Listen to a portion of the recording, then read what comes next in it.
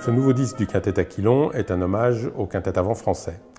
J'avais pensé qu'il était assez intéressant dans la mesure où beaucoup de rééditions historiques viennent de paraître autour des grands instrumentistes, de tous les grands solistes de l'école française, non seulement Jean-Pierre Rampal, mais également Jacques Lancelot, Paul Hogne, de souligner le travail qu'ils ont effectué ensemble dans le cadre de cette formation du quintet avant. Alors le quintet avant français, effectivement, réunissait une véritable élite des vents français de l'époque, et il avait ce site spécial que tous ses membres étaient des solistes à part entière. Et donc ici, cet hommage se veut vraiment à une équipe d'exception qui regroupait donc au départ pendant la guerre Jean-Pierre Rampal à la flûte, Pierre Pierlot au bois, Jacques Lancelot à la clarinette. Le premier corniste était René Manem, qui a été suivi ensuite de Xavier Delvarde et enfin de Gilbert Coursier en 1950. Et au basson, c'était Maurice Allard, qui a commencé dans le quintet, et puis bon, qui n'avait pas véritablement d'affection particulière pour la vie de tournée, et qui a cédé sa place à Paul Hogne immédiatement après la guerre.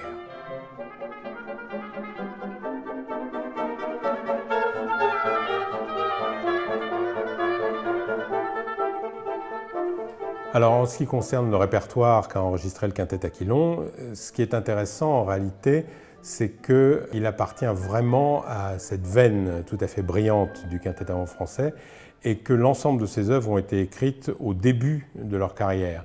Le quintet avant a eu une véritable explosion pour sa carrière au tout début des années 50 et l'ensemble de ces œuvres a été écrite entre 1952 et 1955.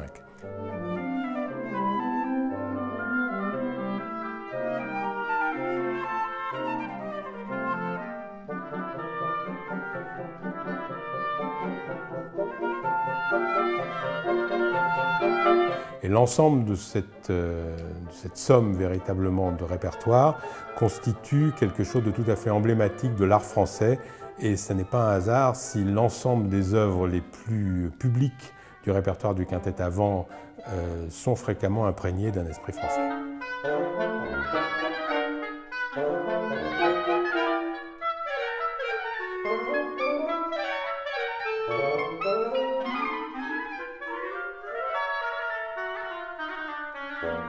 Même si la sérénade d'André Jolivet n'a pas été composée pour le quintet avant français, nous l'avons inclus dans le disque, car c'est une œuvre majeure du quintet avant, et parce qu'ils ont quand même été les premiers à l'enregistrer en 1958. C'est une œuvre que j'aime énormément personnellement parce que il y a beaucoup d'influences différentes dans l'écriture d'André Jolivet. Par exemple, on retrouve des influences orientales dans le deuxième mouvement ou alors des influences du début du XXe siècle, des compositeurs comme Stravinsky dans le dernier mouvement.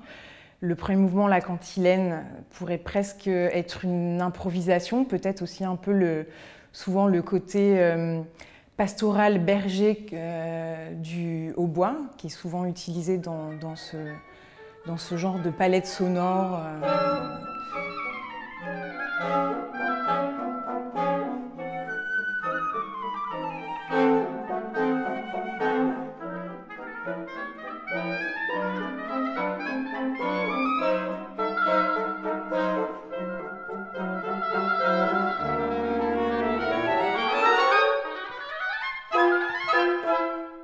Quand on a décidé de faire ce disque d'hommage au quintet avant français, après discussion avec Denis Verhouste, on s'est plongé un peu dans le répertoire qu'ils avaient créé et joué aussi beaucoup à l'époque.